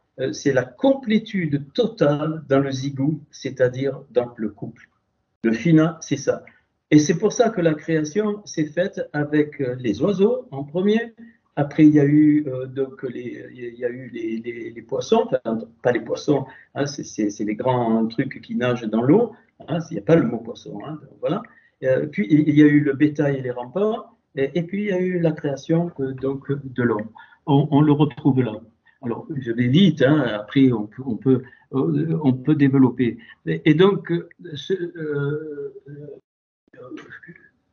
quelle est la conclusion de ça? C'est que tout vis-à-vis, c'est un couple. Bien sûr, tu ne vas pas être comme avec ton mari ou ta femme on redescend de niveau hein, avec les autres, pas du tout. Mais c'est le même principe. C'est le même principe. C'est-à-dire que le féminin révèle le masculin et le masculin révèle le féminin, même entre deux hommes. Hein. C'est pas un souci d'homme et de femme. Pourquoi? Et donc l'acceptation que mon cœur soit révélé par l'autre, eh bien c'est rentrer dans la réparation de mon cœur, de son cœur, sans s'en rendre compte, sans rien faire. Ouais. Rien. Ni prière à la con, ni rien. Rien. Juste le vis-à-vis. On a vécu une petite partie de ça lors de la rencontre, mais c'est léger, hein, donc c'est très léger. Et donc, et c'est pour ça alors, Binyamin, pourquoi je dis ça? Parce que tout est à l'image des attributs dans le monde des séphirotes, ou des 10 attributs, des 10 commandements, si tu veux. Enfin, il y en a 9, plus 1 comme les séphirotes. Hein, la Keter, elle est à part, et puis tu en as 9. Alors, je l'ai dit, quelqu'un m'a écrit tout à l'heure et j'ai dit, écoute, ça va être compliqué ce soir pour vraiment faire passer. Bon, je m'aperçois que c'est pas évident. Enfin, c'est pas évident parce que je peux pas tout présenter d'un coup. Dans Genèse 49, 27, quand donc il y a les bénédictions des tribus, donc alors il y a 49, 27 et puis il y a le pendant Deutéronome 33. Et puis pour Binyamin, il est dit c'est un loup ravisseur, mais tu peux pas rester là-dessus. C'est un loup, je vais pas tout faire. Hein. C'est un loup ravisseur dès le matin. Enfin, et donc on a traduit il dévore, mais en fait c'est il mange quoi, la proie, Had. Et puis le soir, donc il partage le butin. Donc, ok, puis dans le Deutéronome 33, il est appelé le bien-aimé. C'est un bien-aimé, Benjamin est un bien-aimé, et donc Ishkom qui demeure les bêtards, donc en moins, donc à live sur lui, protège sur lui, tout, enfin, ok. Et donc, et puis, donc ça m'a sauté, je dis, mais la première qualification, c'est Ze'ev, le loup. Le loup, il est là. Le loup, c'est ça, Ze'ev. Hein? Très intéressant. Déjà, si je regarde, c'est le sabre du père. Zain, c'est un sabre, et Av, après, c'est le père. Bon, ça ne me dit pas grand-chose, mais c'est quoi? Vous avez là les 10 séphirotes. Ici, le loup ici représente quoi? Donc, c'est au moment de la création. Attention, hein, Binyamin la représente au moment de la création. Il y a eu comme un déchirement. C'est pour ça qu'il est dit déchire la proie. Hein, donc, il faut aller au-delà. Hein, et donc, il est parlé du quoi? Le matin. Le matin, eh bien, il mange donc l'éternité. Le mot proie, ad, c'est éternité, c'est fou. Hein, on comprend. Il mange l'éternité, c'est-à-dire quoi? Il transforme donc l'éternité en un temps qui apparaîtra pour la correction, et il divise donc il divise Shalal, donc le butin. Et donc ça veut dire quoi? Ben, il partage donc cette unité qui est au départ, il la partage pour que la dualité puisse se faire. Alors, Zahav ici, Aleph, c'est la couronne, c'est la Keter, Pet, c'est 2, Rochma, Bina, et les 7 autres, c'est Resed, le Zain, c'est donc Resed, je vous les renomme, Vura, Tiferet, Netzta, donc Od, Yesod et Malrout, les 7 séphirotes d'en bas. Et donc, en fait, Binyamin donc, représente le passage de la matrice de la création au-delà que personne ne connaît, symbolisé par Harel. Et donc, et c'est pas pour rien que plus tard, donc Harel fait 238 en valeur. Et donc, et si je rajoute le Yud, c'est 248. Et 248, c'est Abraham. Abraham est féminin, c'est une matrice féminine qui englobe les nations et donc Israël. Mais peu importe. Et donc Binyamin représente donc, dans tous les domaines, donc, y compris le cœur, le passage de l'origine des choses que personne ne connaît, parce qu'il n'y a pas d'origine. Le temps n'existe pas au-delà du bête, du Bereshit. On ne sait pas ce qu'il y a, c'est profond hein, ce que j'essaie de vous communiquer. Donc tout est, le Adam Kadmon a façonné tout ça, le Emet, la Emouna, le Or, c'est un dans l'Adam Kadmon, et tout va se dissocier par les 10 attributs. Et donc voilà ce que c'est un loup. Donc le loup, nous on voit, voilà, donc le loup, c'est la division pour que la dualité donc apparaisse. Ça va faire le matériel et le hat, c'est-à-dire il faudra donc l'image de l'éternité qui est le temps. Mais bon, le temps, voilà, de l'autre côté, il n'y a pas de temps ni d'espace, il n'y a rien. Hein, il n'y a rien, il y a autre chose qu'on ne connaît pas. Alors,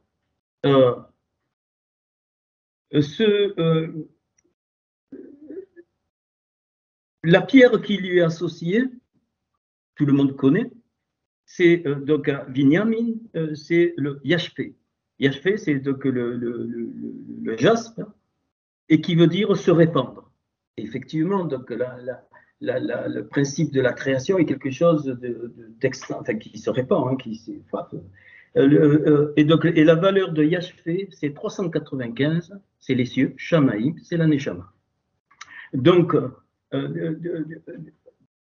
à ce niveau, ça veut dire quoi? Ça veut dire que l'intermédiaire entre ce qui est de l'autre côté, c'est-à-dire pour nous dans l'âme, la raya, la vie, et la irida, donc l'étincelle, la frontière et qui va permettre le miroir, c'est la neshama.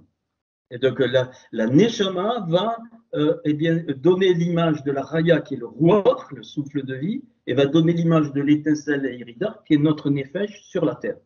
Je n'ai pas dit que l'étincelle c'était la nefesh, c'est l'image. Hein, c'est l'image. Et c'est pour ça qu'il y a la même symétrie dans le Rumash.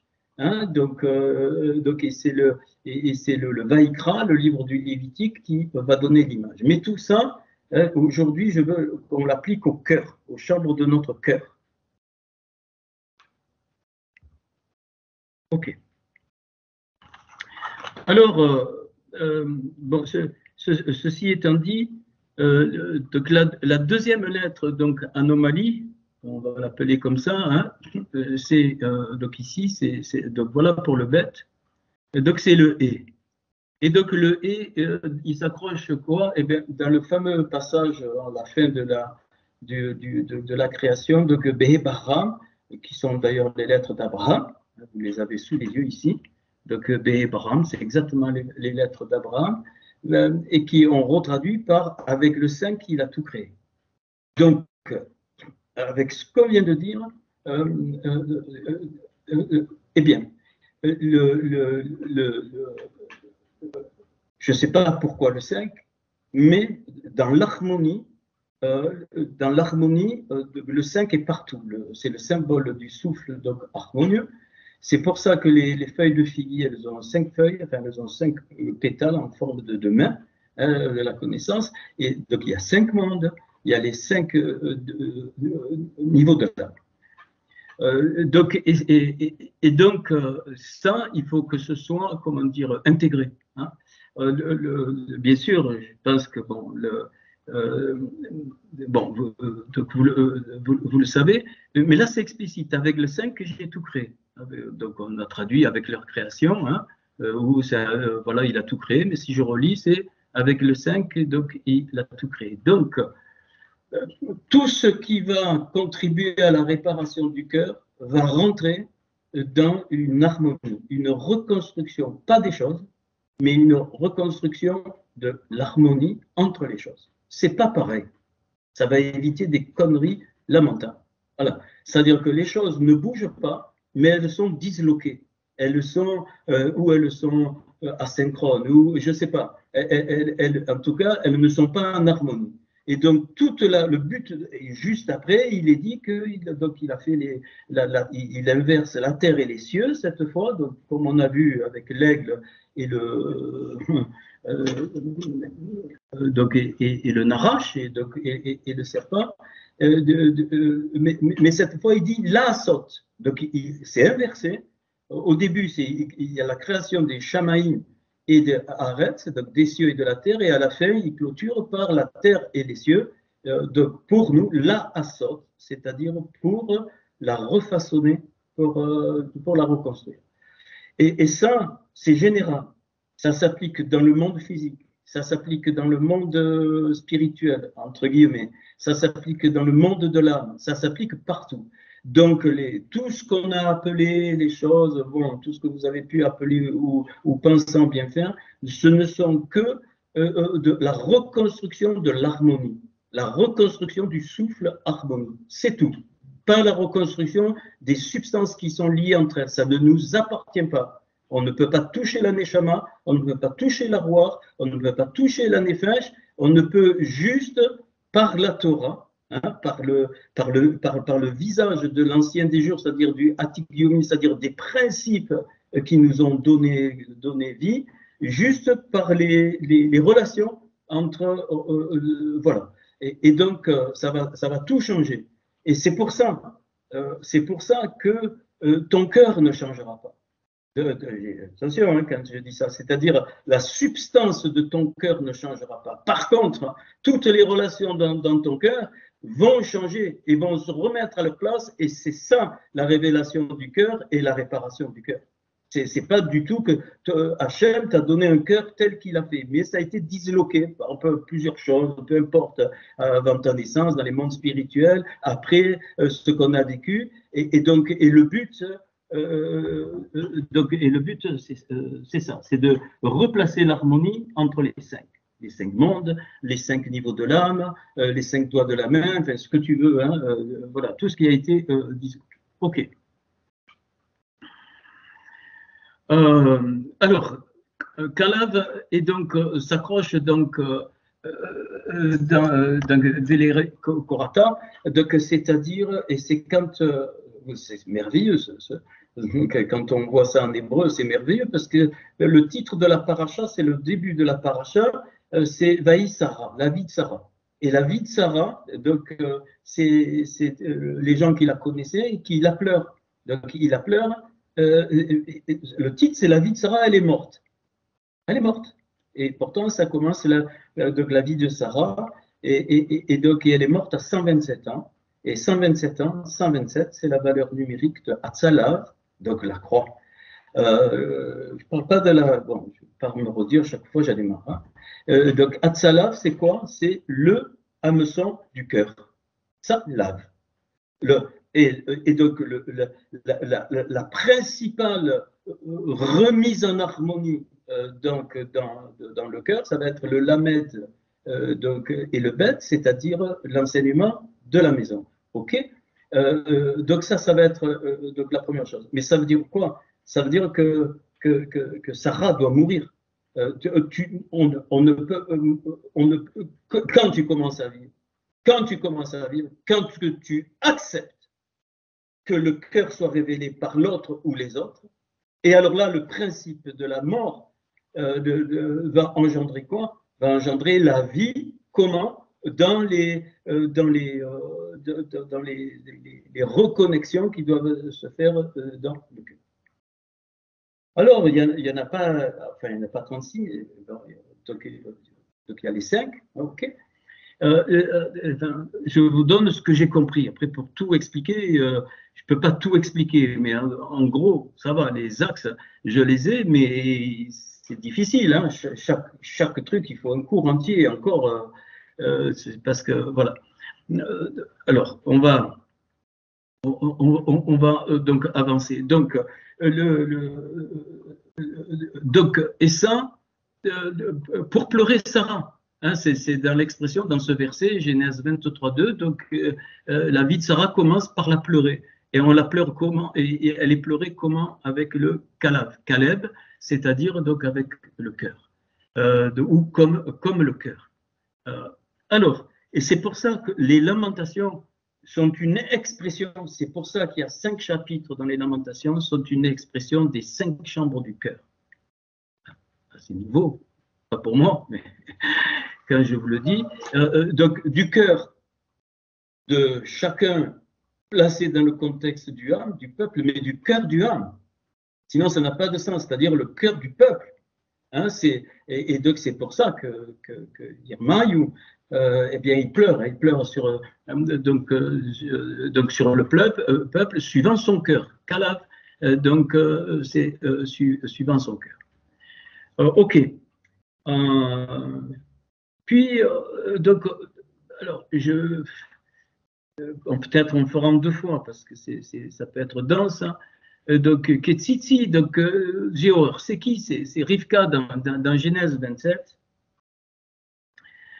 Elle dit, j'ai en horreur les femmes d'Ésaü, d'Ésa.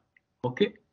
Et comme par hasard, on trouve que là, le coffre, je vous dis, je ne l'ai pas fait exprès, hein, c'est pas après, c'est avant. Donc le coffre ici, c'est Korah, et Korah, c'est un des fils dans la descendance d'Ésaü. Alors, on va le prendre, parce que c'est important pour peut-être enfoncer encore les clous, comme il est dit dans Ecclésiaste. Hein. OK. Donc, dans Genèse 36, donc Bereshit 36, donc il nous est dit que Esav, c'est Édom. Esav, c'est Édom, Esav, c'est Ain, Shin et Eva. Donc c'est Édom, et Esav, ça veut dire velu, poilu. Écoutez bien, parce que tout est lié. Velu, poilu, c'est quelqu'un de la terre, voilà, c'est quelqu'un de très carnassier. Édom, c'est le sang, hein, c'est la couleur rouge. Et c'est au pays de Gnan. Gnan, c'est ceux qui vendent, ceux qui trafiquent, les marchands. Donc c'est au pays de la ruse, c'est au pays de la fourberie, hein, du vol, de ce que tu veux. Hein, n'importe quel commerçant est un voleur, hein, puisqu'il se prend sa marge. Bon, mais on ne va pas les assassiner. C'est pas ça que je dis. Ok. Alors il nous est dit d'abord qu'il a eu 3 femmes. Esav, il s'est pris des femmes de Gnan. Donc Ada bat Heilon, donc Aroti. Donc c'est Ada qui est la fille de Heilon, donc qui vient des Haritis, hein, ou des Éviens, ou des Étiens. Voilà, on traduit en français, j'oublie les noms français, des Étiens. Donc Heilon était du peuple des Étiens qui avait infesté Canaan. Ada, c'est la parure. Ada, ça veut dire parure, beauté. Et c'est intéressant que son nom, Ain Dalet He, Ain Dalet, c'est la racine de la connaissance, mais c'est aussi la racine de l'éternité. Donc, mais il y a le He devant, donc c'est-à-dire c'est un souffle, donc c'est une parure, une beauté. Et donc, elle est fille de Heilon. Heilon, ça veut dire chêne, bélier. Et qu'on traduit aussi comme quelqu'un a un gros ventre, on lui dit Heilon. Donc en hébreu, donc c'est la prééminence du corps, de la bouffe, c'est un symbole, on va voir. Et donc Ariti, ça veut dire qui répand la peur, qui brise, qui est l'épouvante, la terreur. Donc ça, cette première femme, elle symbolise l'apparence par le paraître d'une force de beauté et qui donne prééminence donc à tout ce qui est disgracieux. Vous comprenez dans quel monde nous sommes rentrés, vulgaire, tout ce que tu veux. Donc voilà, et qui s'impose comme par donc une frayeur. Donc, mais surtout, c'est l'apparence par le paraître, ce qui ne tient pas. Première femme. Deuxième femme, c'est Aolivama, donc et Anna, donc ça c'est là, c'est donc la fille de Anna, et donc Anna c'est un père, hein, et donc fille de Tsivéon, et lui c'est un Évien, donc Arivi. Ok, alors c'est la tente du haut lieu. Olivama, ça veut dire tente du haut lieu, hauteur, les hauteurs. Et donc, Anna, c'est l'accusation. Accusation. Et donc, fille de Tsivéon. Tsivéon, c'est une teinture colorée. Donc, ça vient du mot tseva, teindre, pour tromper. Teindre pour tromper. Donc, c'est des villages, c'est-à-dire c'est un ensemble. Et c'est quoi? Donc, la coloration ici, cette femme, c'est ce qui cache le vrai.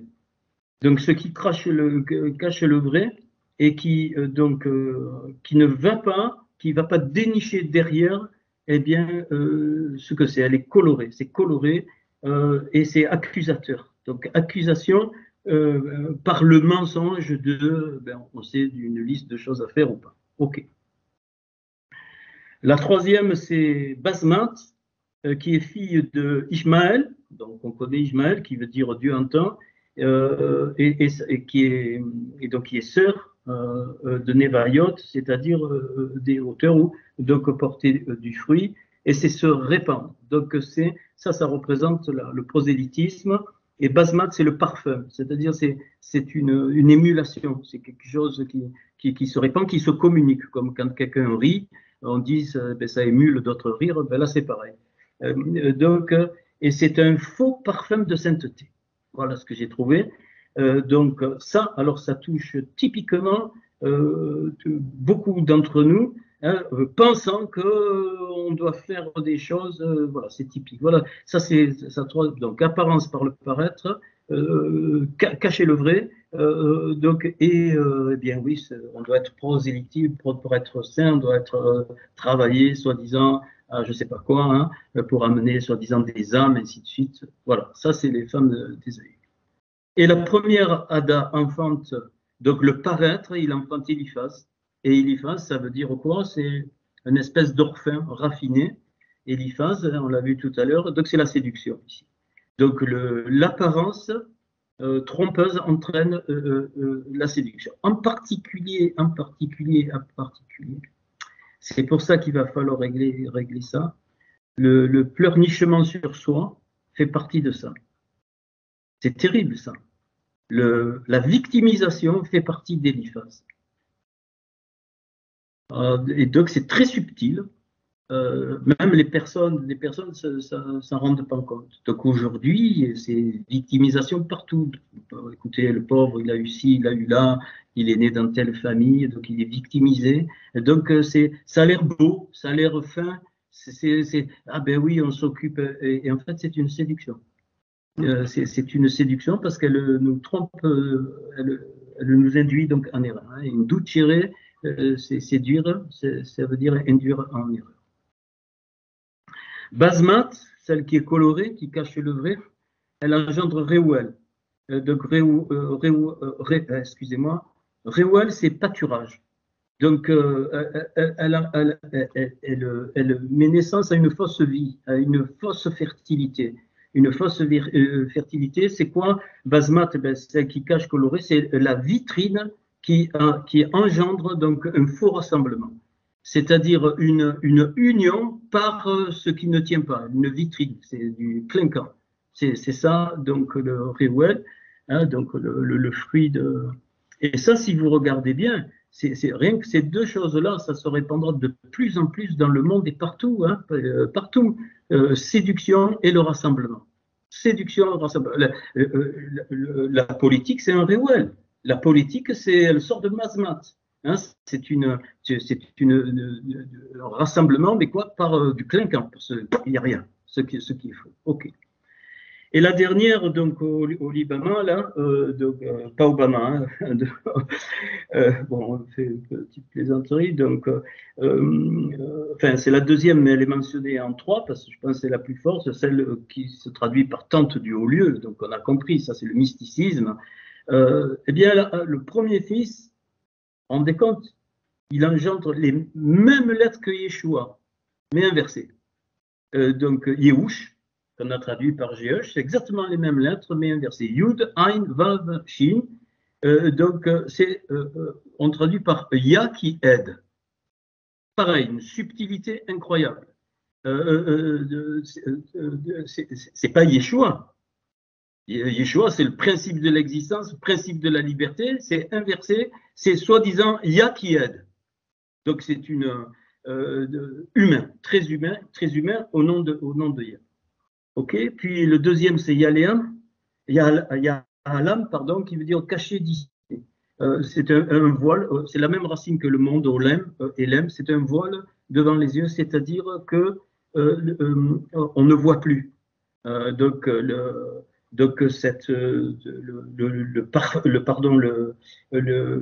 hauts lieux, hein, le mysticisme, entraîne un aveuglement. Donc ça entraîne une fausse aide, ça entraîne un aveuglement, et enfin le dernier, ça entraîne Corée.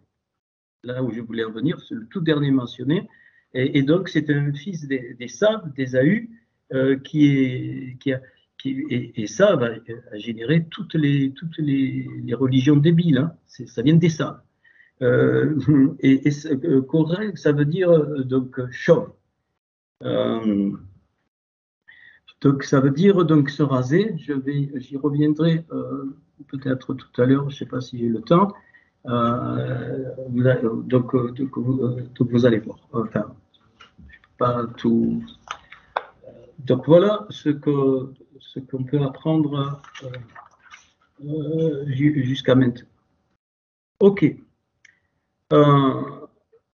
Alors, on reste toujours, si vous voulez, je peux arrêter avec Genèse, mais donc donc Yosef, alors Yosef très très particulier, hein, donc ça veut dire ajouter, retrancher, donc et donc là ça s'accroche dans ce mot, donc tif. Alors peut-être je prononce mal, mais c'est pas grave, les voyelles, je les ai pas mis, donc enfin j'ai mis la truc, mais j'y vois pas bien de loin. C'est vous savez, quand Jacob fait rentrer les brebis en chaleur, et les faibles, il les donne à Laban. Et donc c'est dans ce passage donc, que ça apparaît.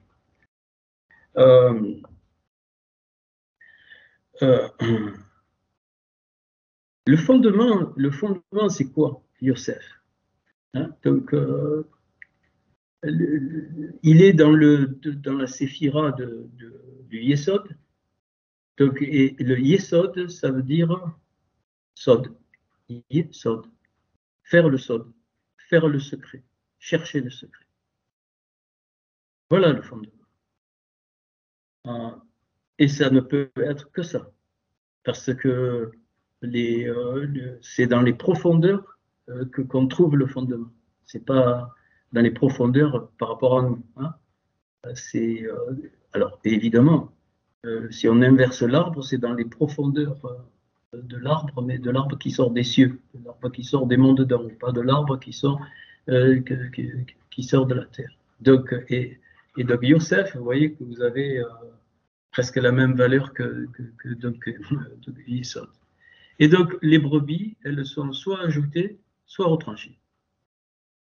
Soit ajoutées, soit retranchées. Mais retranchées, il les donne à Laban. Et donc, Laban, ici, ça veut dire blanc, ça veut dire donc blanc trompeur, mais ça vient de là, le mot Liban vient de là, mais ça a un autre sens aussi, ça veut dire qu'il faut que le fils, donc le principe du fils, Laban, pour Ben, pour le fils, pour les rendre bâtisseurs. C'est-à-dire, c'est donc une étape de reconstruction. Voilà. Donc, toutes les brebis faibles, eh bien, elles vont rentrer dans Laban. Donc, c'est pas négatif, hein, c'est un monde de la réparation, mais par le principe du Fils. Et le principe du Fils, c'est la Emouna, ce qui est dans le Adam Kadmon, c'est-à-dire remettre à sa place dans le cœur ce que c'est la vraie Emouna. Okay.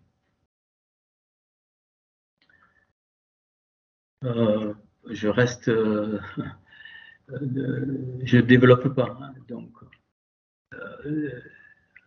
Alors, l'histoire de Dina, elle est là.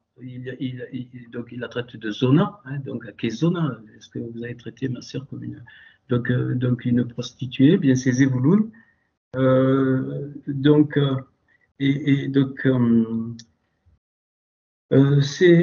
alors, il faudrait lire donc nombre 10, enfin, pas nombre 10, mais donc il faudrait, pardon, excusez-moi, il faudrait lire ce passage. Et donc, Zevouloun, si vous regardez bien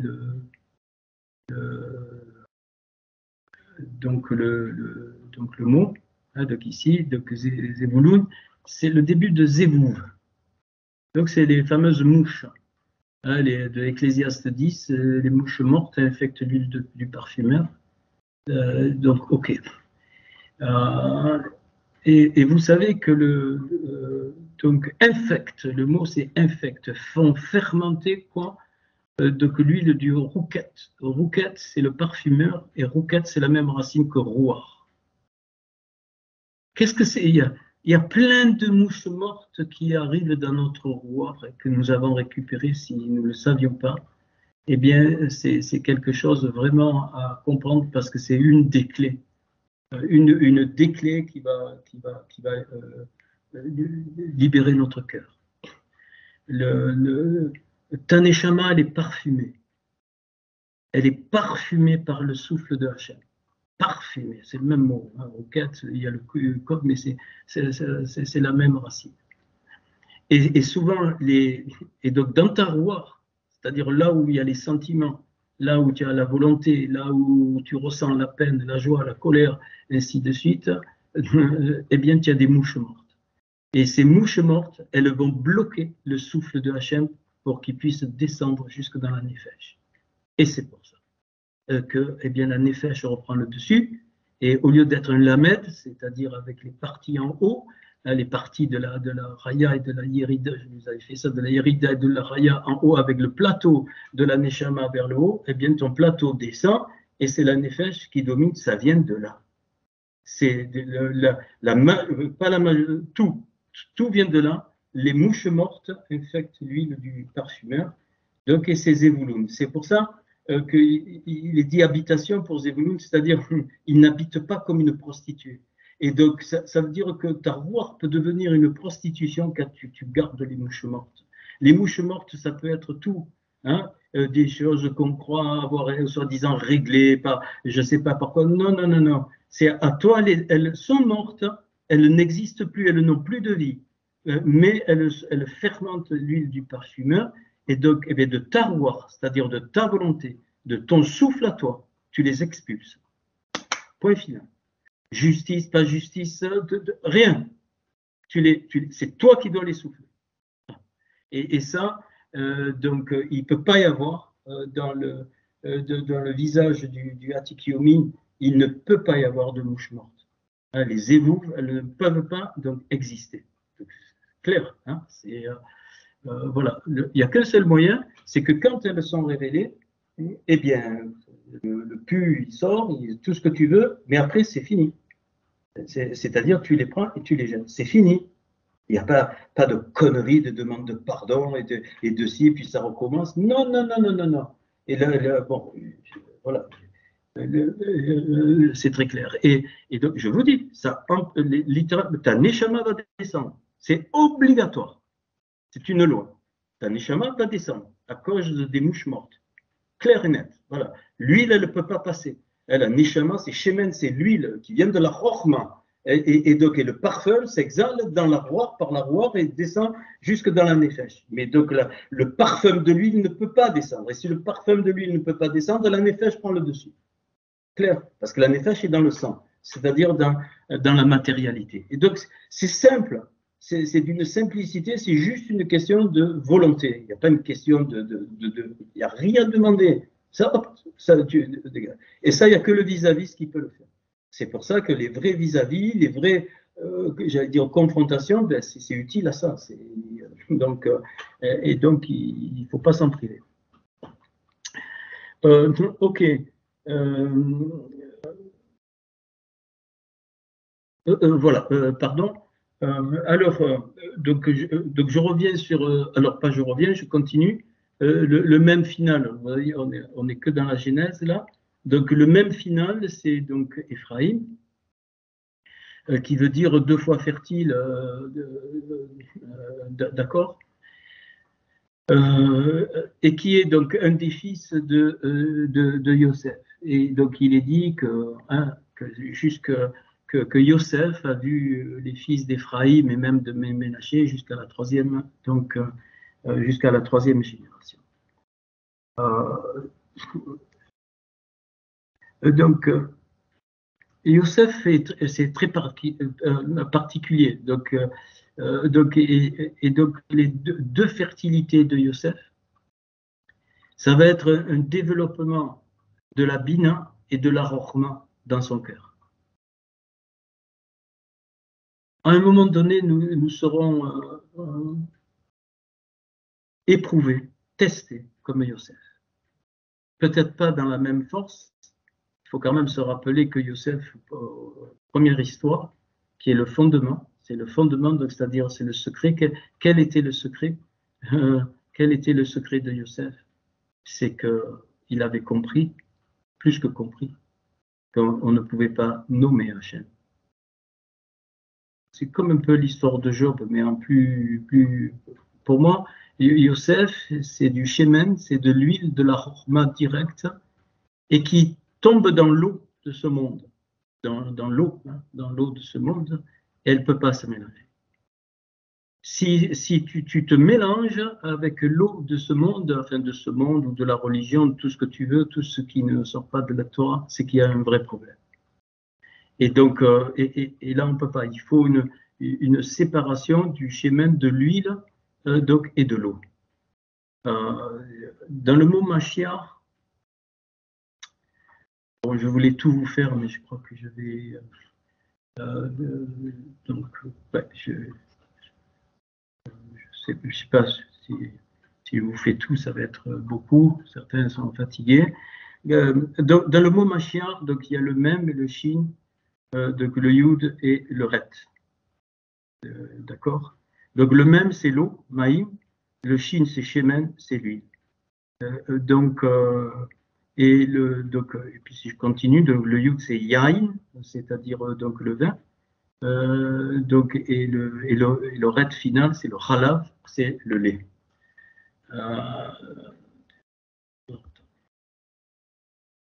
Voir maintenant. Donc c'est le lait. Donc le mot Mashiach est entouré par le Mem et donc le Ret, c'est-à-dire l'eau et le lait qui sont les forces matérielles. Mais ce qui donne le goût à la vie, c'est le Shin et le Yud, c'est-à-dire c'est l'huile et le vin. Et Yosef, c'est pour ça que donc il a ce songe et donc il voit donc celui-là qui distribue le vin et puis celui-là qui distribue donc le pain. Enfin, il les égouillait, l'autre il reste et donc là il comprend. Donc il comprend quoi? Il comprend les profondeurs de la création. Et donc c'est à ce moment-là que son cœur est prêt pour sortir de 17 années de prison, 17 années d'injustice. Il a tout vécu. La femme de Potiphar veut coucher avec lui, il est accusé injustement. Ses frères, il est tellement content des dons qu'il exprimait. C'est la tunique à plusieurs couleurs. Et il a ce rêve où les étoiles se couchent devant lui avec le soleil et la lune. Il est comme un enfant, Yosef. Mais ce qui est très beau, c'est que la saveur de sa vie, et ça sera exprimé par Ephraïm, les deux fertilités, c'est-à-dire le Shin et le Yain, donc le Shemen et le Yain, donc l'huile et le vin. L'huile, c'est la Rochma et le vin, c'est la Bina. Et donc Yosef va intégrer ça grâce au fondement. Et bien aimé, pour certains, dans notre cœur, dans cette chambre du cœur qui est représentée par le visage de l'ancien des jours, c'est-à-dire d'où on vient. Ça ne veut pas dire qu'on va comprendre, mais d'où on vient, eh bien, il faut que le Shin et le Yud restent au centre. C'est-à-dire, c'est ça qui te donne le goût à ta vie. Et Shin et Yud, c'est Shai, don, et Yud et Shin, c'est l'existence, la vie. C'est pour ça que Yeshua a les mêmes lettres. Et ce qui est extérieur, ça, c'est l'âme dedans. C'est ça, le goût de ta vie, c'est l'âme, le Shin et le Yud. Et ce qui est extérieur, c'est l'enveloppe, ce qui l'enveloppe. C'est pour ça que Yosef, ayant compris ça, donc il aura ces deux fertilités, de la sagesse, la Rochma, et de la Bina, de la réalisation. Et c'est pour ça que Yosef et Binyamin, son frère, Yosef est le frère aîné de Binyamin. C'est pas pour rien. Donc parce que Yosef rejoint Binyamin, c'est-à-dire les principes de la création. C'est magnifique. Et c'est pourquoi il est dit que il lui donne 5 fois plus de nourriture qu'aux autres frères. C'est parce qu'il révèle que Binyamin représente les clés de quoi? Des 5 mondes, 5 fois de plus de nourriture, 5 niveaux de l'âme et du roumage de toute la Torah. Ah, j'aime ça. C'est écrit, toutes les lettres. Il fait pas, et donc, Yosef et Binyamin sont collés. Parce que, donc, Binyamin, c'est je l'ai dit, donc, il représente vraiment dans le fondement cette dualité, donc sur face à face du cœur pour le cœur, et Yosef représente l'accomplissement. C'est pour ça c'est pour ça qu'il y a le retour des frères vers Yosef, et, Yosef a pleuré. Nous, on lit la première histoire.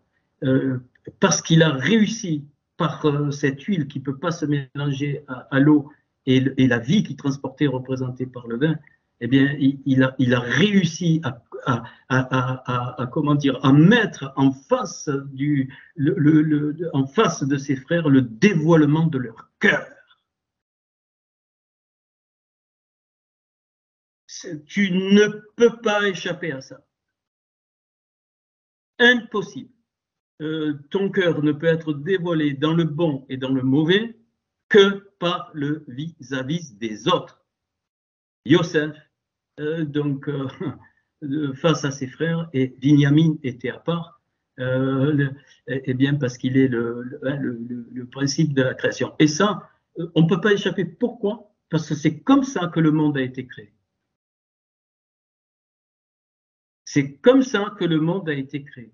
C'est pour ça qu'il y a l'homme et la femme, c'est pour ça qu'il y a des couples, c'est pour ça qu'il y a la société, c'est pour ça qu'il y a des rassemblements, ainsi de suite, et c'est pour ça que les disputes ont lieu qu'entre deux. Hein. Si tu te disputes avec toi-même, je pense qu'il y a un sacré souci. Hein.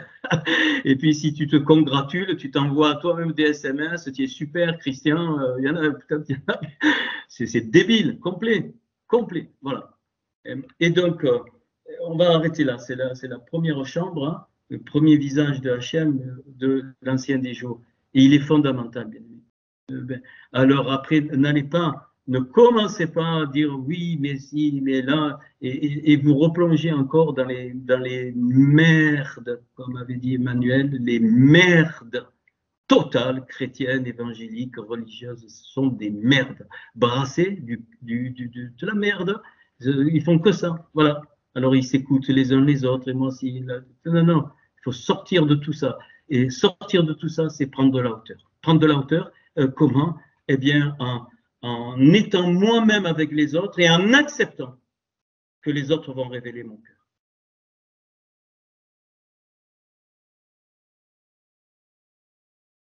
Donc voilà ce que nous apprennent. Je vais arrêter là, hein, parce que bon, moi je peux finir, mais il faut une bonne heure encore. Hein, donc voilà, je pense qu'on peut arrêter l'enseignement.